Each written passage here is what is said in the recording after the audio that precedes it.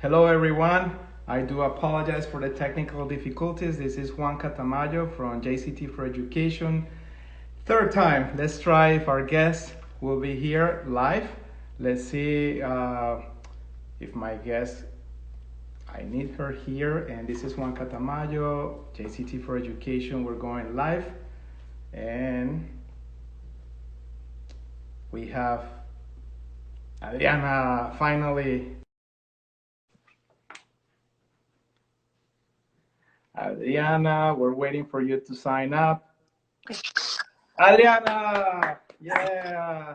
Juanca, I had to deal with technology today. No problem, Adriana. I'm so happy we tried three times. Hopefully, the people that were watching at 4 o'clock on the dot will get back to us. But finally, we're here. We say hi to Christian Safi, Catalina Escobar, everyone there. Thank you so much, Adriana. We've been waiting so desperately to hear from you, and I'm so happy technology worked. For those of you watching, I know Adriana von Simson for the last 6 years. Actually, her daughter, Cami, and now working with Vicky with college planning. They're part of the JCT for Education family. But first of all, Adi, let me tell our audience, who are you, my friend? So you are from Buenos Aires, Argentina, went to Universidad El Salvador, where you received your bachelor's degree in educational psychology. Then you moved to Boston, the city of Boston, lovely, where you got your master's degree.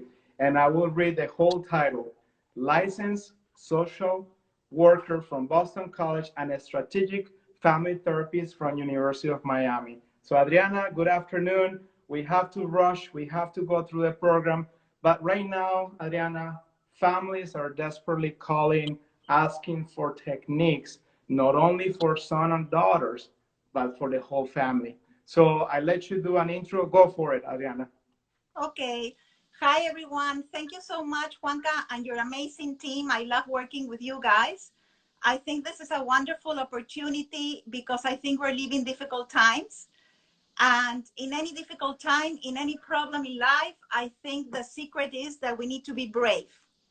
So today, I really wanted to explain to the teenagers and all the families watching a little bit what involves developing strength and coping with these difficult times. So we know it takes courage. So we're going to talk about coping skills that we can develop in these difficult times. So for that, I just want to share one of my little clients that I love. I'm hoping she's watching me today. I told her mom, I won't say her name for confidentiality. She's an 11-year-old child. And last week when I had a session, she was so excited. And she said to me, Adri, I'm building my garden. And I said to her, why are you building your garden? Because it makes me happy. So that's a coping skill. She's facing from being isolated. She's at home. She cannot attend her beautiful school. So she decided to do the garden in her home in Key Biscayne to make herself happy. And obviously, when we do something that makes us happy, we avoid isolation, depression, and anxiety. So I think that today we need to develop a menu of coping skills so other teenagers can follow on this example. Thank you, Adriana. And one of the things we have colleagues working with families from very challenging backgrounds, families that actually are eating maybe a meal per day. Very difficult for families to receive any aid from government. Checks or money is very scarce right now, unemployment. And we have young women as well that they're moms, teenager moms, and actually they're at home. They probably are sleeping with 4, 5 people, 6 people, and they're all eating from that little supermercado with that little grocery. But they have the stress of not having pampers for their children. They have the stress of actually they they became pregnant at very young age. So what would be the message, the general message for all social economical backgrounds that we have here? It goes from the top to the bottom, and we are all going through the same thing. So what are those techniques? What are those messages that you will send to families, students that are watching, and the parents as well? In any challenging situation, and the one you described that I'm sure, in so many countries right now, I think that every family needs to try to achieve some kind of structure, whatever structure works for that family, which is not going to be the same for every family. Keeping yourself busy and active is the best coping skill to deal with any challenge. Anyone, even people that have been in places like war. There's many studies that people that have been in war, even in Afghanistan, children play soccer and there's bombs exploding. Anything that those families can find useful in the home that they can use as a passion or a hobby, or maybe helping each other within the family if there's many siblings, the parents need to create a structure. So that's kind of creating a menu. When you have a menu of options, the families can choose from those options. So Go ahead, go ahead. So right before we went on this show, I went through see the menu that you created. And actually, we will post this online. And this goes to all those social workers, psychologists that are working around the world. Very basic, but I think I totally agree with you 100%. Waking up, what is my routine? Do I have an opportunity to have a drink, a breakfast, or so forth? And then I have to work. So I've been telling families I've been working from 10 o'clock in the morning all the way up until 8, 9, 10 p.m. because my students, they finish the schools at 3 p.m. and then we take over right when we finish this session. We go from 3 p.m. until 10 p.m. with the students. So the first thing that I tell the parents, you have to follow a schedule at home. So it has to be visible for everyone. But could you please explain a little bit more of this schedule that you have here? First of all, you have an appetizer here. What is that? okay, if the families can sit down tonight, and which is hard, I have teenagers too, and I have a 13-year-old at home, and I think how hard and difficult is getting the whole family together. The family can work on creating their own coping skill menu, and examples could be some children like to do exercise at home, some children like to do board games, it could be relaxation. You can have as a main course, children like to develop journaling. There's a lot of ideas that families can put into their own menu and make it tailored to their family needs. As desserts, they can cuddle with a pet, play with a pet. There's so many ideas, but the most important thing is that for mental stability, there has to be a routine. So this kind of coping menu that has fun, entertaining ideas, the goal of it is to have mental stability so that your children do not become depressed or anxious or stressed. So any kind of structure is going to reduce the stress. And that's what the parents and the teenagers need to understand. I can give you an example. Go ahead. I have a teenager now who's in one of my kids that I see weekly.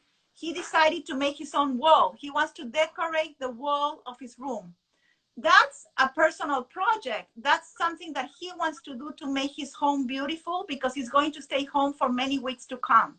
So in every family, if the parents could find out the talents of their children, whether it's baking, my daughter was baking lemon squares yesterday.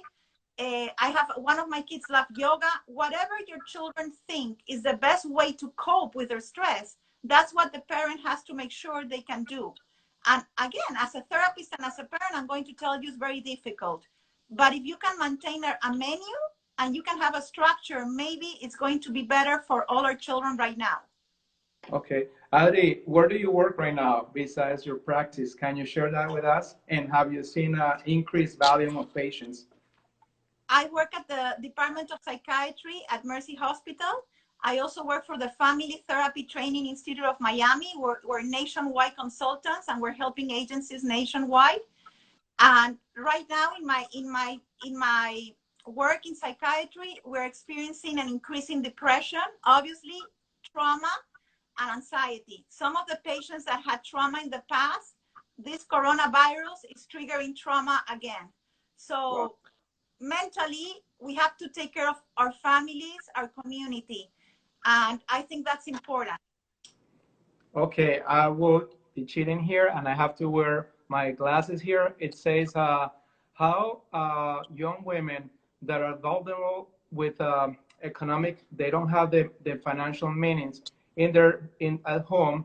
What is your opinion of that they are confined with families, with a lot of relatives, how can they follow the menu that you're suggesting here? And if they're going through depression, anxiety, they're at risk. Actually, I heard the statistics from Fundación Juanfe. A lot of the girls, up to 65% of them, they're at risk. What message would you have for social workers from around the world that are facing the same crisis? I think that number one, my first advice would be don't follow the menu. Create your own menu, because my message today is not to follow, but create your own menu. And in those families, those girls that are young with their siblings could even play 20 or 30 minutes a day. That's it. They could have some recreation. In psychology, we talk about the 3 R's: recreation, rest, and relationship. If those children and young women can have a few minutes of recreational time with their siblings, just a few minutes a day, that's going to reduce their level of depression, because, and they also need rest, and they also get along. So any game that they have, anything, it doesn't have to be an expensive thing. Or they could cook together, or they could help their siblings, you know, they could make, I don't know, kids like to use costumes, they could make things. I have a poor patient today. She came to Mercy this morning, and you know what she did? I couldn't believe it. She went to Walmart, or I don't know where she went, and she bought fabrics. She made 20 masks of all different colors for the patients today. She spent the whole weekend making masks with colors and with designs, and she comes from a very poor neighborhood in Miami. And she said to me, Adriana, I got the sewing machine, and I didn't know what to do this weekend, and I remember what you told me to stay busy, so I designed a mask. And obviously they were creative. So it's not about how many things you have at home, it's about how you make it meaningful for you. So for colleagues around the world that are working with vulnerable families around the world, if you have social workers, if you have psychologists, if you have volunteers, it's very important. Activity at home, it doesn't matter what type of activity, it is extremely important. Adri, a scarcity of items, food items is coming, and that's a reality.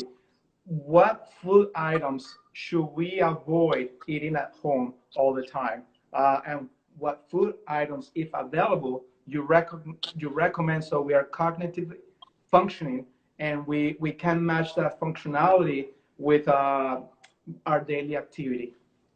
That would be a better question for Camille, my daughter, who's a special in nutrition. Listen, I think whatever the family can afford, okay? There's a lot of media right now that people should be eating greens and a lot of vegetables and vitamin. In the hospital, we're making sure everybody's taking vitamin C. But again, I think that every family is a whole world. And I don't like posting one recipe for everyone. But definitely, yes, people have to eat healthy. That's for sure. But they have to eat what they have, because I would recommend on those areas that maybe social workers or volunteers could also bring food to those families. Correct. And that's another project that we could help creating.